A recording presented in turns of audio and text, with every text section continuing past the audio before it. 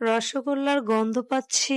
মনে হচ্ছে হ্যাঁ, আজকে গোপাল ভাঁড়ের সেই বিখ্যাত রসগোল্লা আপনাদের সাথে শেয়ার করব।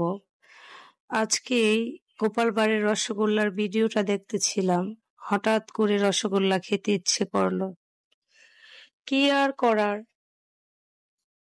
মন যা চায় তাই তো করতে হয়।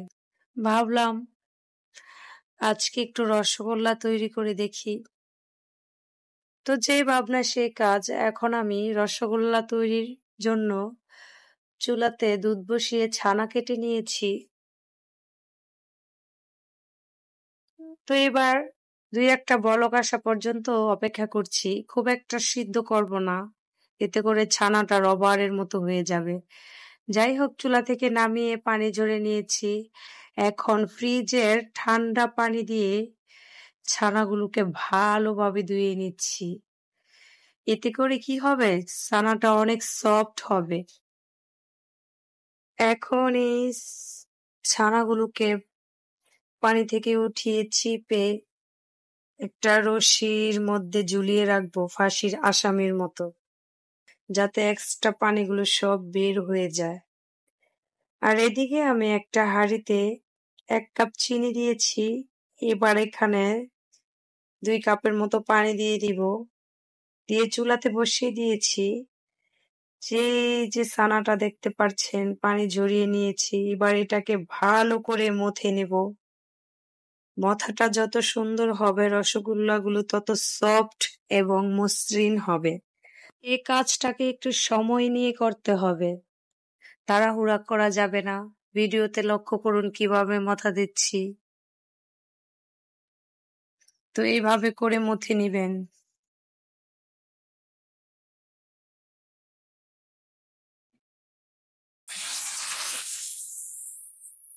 আজকে পাকা আমের রসগোল্লা তৈরি করব। তো যাই হোক, ছানাটাকে অনেকক্ষণ মথে নেব।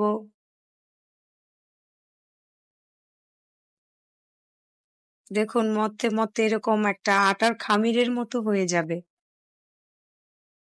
রুটি বানানো আটার খামিরটা যেরকম হয় ঠিক ওরকম হবে।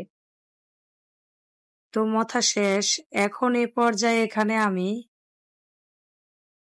একটু পাকা আমের পিউরি দিয়ে দিব। যেহেতু পাকা আমের রসগোল্লা তৈরি করছি, তাই অল্প পরিমাণে একটু পিউরি দিয়ে দিব।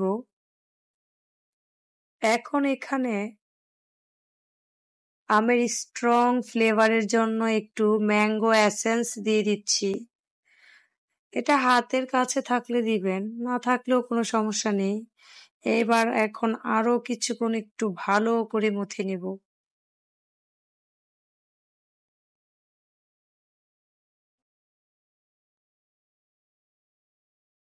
এখন এখানে একটু ফুড কালার দিয়ে দিব।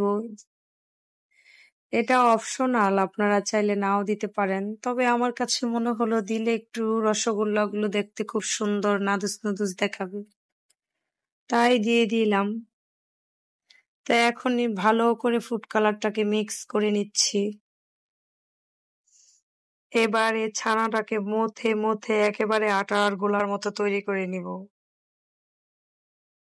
ভিডিওতে লক্ষ্য করলে দেখতে পারবেন একেবারে আটার গোলার মতো হয়ে গেছে।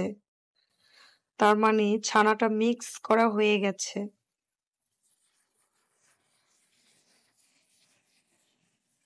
এবার এখন এটাকে অল্প অল্প করে নিয়ে রসগোল্লার একটা শেপ তৈরি করে নেব। ২ হাতের তালু দিয়ে আলতো হাতে চেপে রসগোল্লাগুলো তৈরি করে নিচ্ছি। আপনারাও চাইলে বাসায় এভাবে রসগোল্লা ট্রাই করে দেখতে পারেন। খুব একটা ঝামেলাও না। বাসায় তৈরি করাটা কিন্তু খেতে অসাধারণ।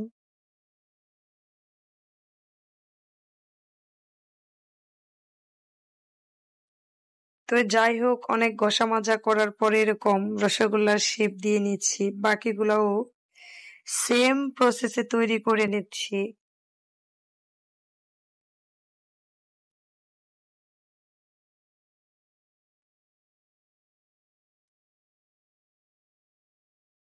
সবগুলা রসগোল্লা তৈরি করা হয়ে গেছে।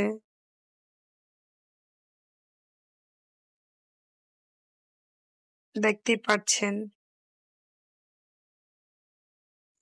তো এবার এগুলাকে চিনির শিরায় দিয়ে দিব। এখানে আবার সামান্য একটু পাকা আমের পিউরি দিয়ে দিচ্ছি। আর একটু ফুড কালার দিয়ে দিলাম, যাতে রসগোল্লাগুলো আরো বেশি আকর্ষণীয় দেখায়। এবার এখানে রসগোল্লাগুলোকে দিয়ে দিচ্ছি।